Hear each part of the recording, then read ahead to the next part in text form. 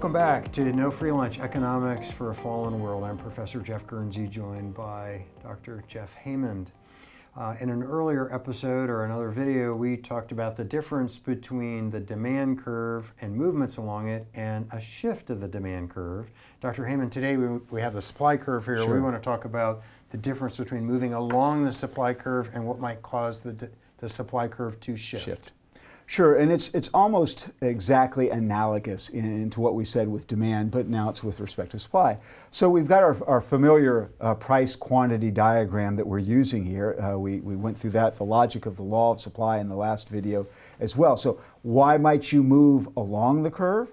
Well, the only reason you would move along the curve is if the price changed, right? That's the one variable that we have that drives quantity in this diagram. And so, but here's the key factor. Price only changes for a given supply schedule when the corresponding demand curve shifts. So a price change based on a given supply schedule, like the one I've got here where you would move along that given supply schedule, is only due to a change in consumer behavior. That's what movement along the curve would have.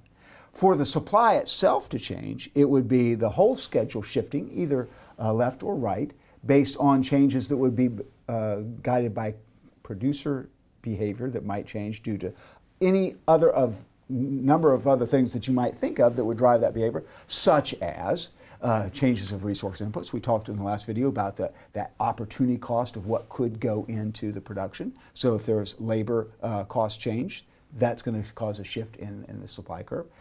Expectations, as with demand, expectations of the future could weigh in, expectations of future price changes, things like that. Technology is another big factor for supply because technology might make things cheaper for the producer in the future. That could cause a shift to the right of the supply curve. So basically anything that might affect the profitability of a producer to be able to produce more or less efficiently, for them to make that change is going to be a shift, either left or right. Left being less efficient, right being more efficient. Movement along the curve is based on change due to price, which is always driven by a change in consumer behavior. Great. So there's an introduction to the difference between moving along the supply curve and the shift of the supply curve. And I imagine soon we'll put both of those together and then start to see what happens. The magic begins. That's right. Equilibrium, price, and quantity. So thanks for joining us for this episode of No Free Lunch. We'll see you next time.